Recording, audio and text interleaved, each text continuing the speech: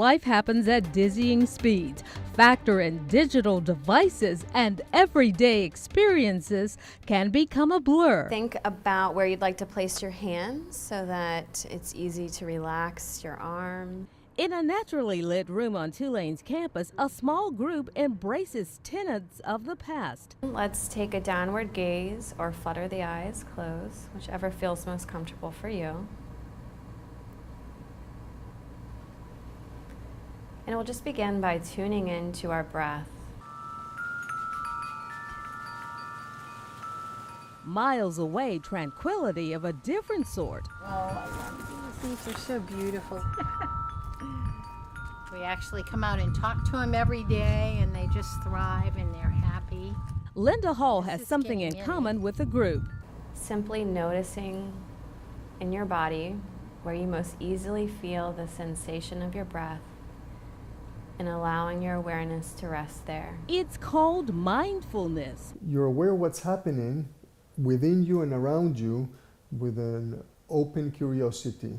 Being fully present for even routine rituals. And I'm paying attention, noticing the physical sensations. Dr. Kabat-Zinn brought it to University of Massachusetts and started working with colleagues doing a mindfulness-based practice. Though birthed from centuries-old Eastern religions, for the Western world, it's evolved. It's nothing about religion. The National Institutes of Health said after a review of empirical studies, we conclude that mindfulness brings about various positive psychological effects, including increased subjective well-being, reduced psychological symptoms, and emotional reactivity, and improved behavioral regulation. Dr. Jose Calderon, a psychiatrist and addiction specialist at LSU Health New Orleans School of Medicine, says we do well to rein in stress. The heart rate starts beating faster, the blood pressure increases. Dr. Arun Podesta is also a board-certified psychiatrist specializing in addiction, holistic, and integrative medicine. Mindfulness is a fantastic tool to help de-stress and regulate the physical and mental sensations that come with stress and all of the bad outcomes of stress. Being able to recognize those stress factors and to step back and say, okay, what's going on in my body that I'm reacting to this stimuli like this? Dr. Calderon's employed mindfulness with 70% of his patients. And I begin to soften my abdomen, that you allow for deeper breathing. One of the simplest ones that I start with patients is a body scan. She demonstrates. Starting at their toes, moving to how their heels and their ankles feel, moving to the lower extremities, and then going all the way up to the neck and shoulders. And by the end of 10 minutes, we find lower heart rate, lower stress in the shoulders and necks, decreased headaches. They're scanning too. Wiggling your fingers. And studies note myriad benefits. You can review brain scans on people before and after mindfulness techniques are employed, and you can see that it really just calms down the limbic, the emotional reactivity center.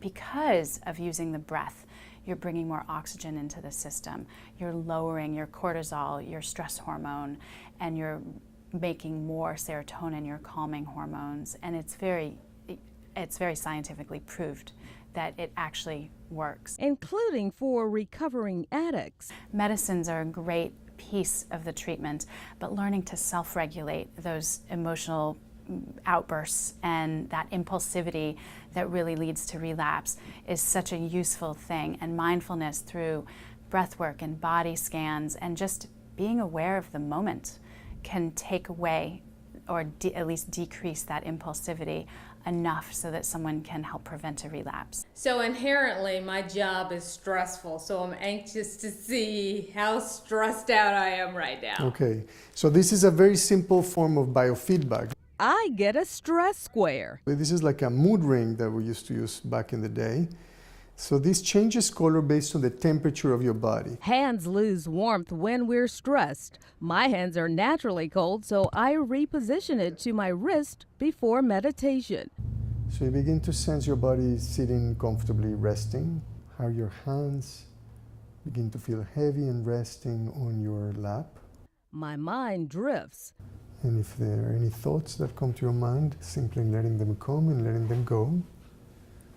And gently escorting your attention to come back to the breath and breathing, and to repeating, I am, breathing in, at peace when you're breathing out. Several minutes later, And when you're ready with your next out breath, gently opening your eyes.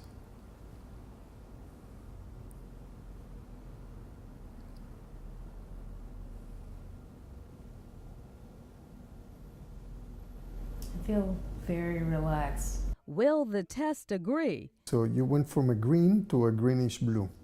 Okay, so a subtle change. And mine went from a green to a blue.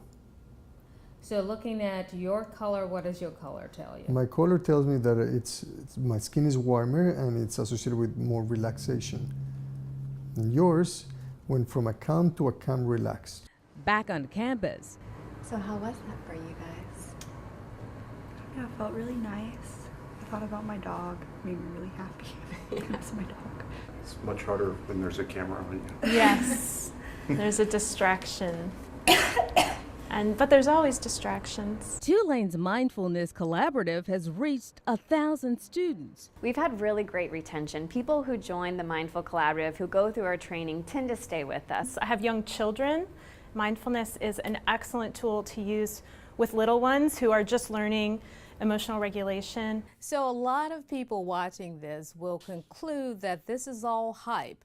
What do you say to that? Yeah, give it a try. Try it 3 times and then tell me if it's hype, or you'll have lower anxiety, you'll cope with your stress better, you'll be happier. While mindfulness meditation is said to improve a number of conditions, experts say it's not a replacement for your doctor. Not a substitute for seeing a doctor, but hopefully employable with a doctor's advice and guidance as well.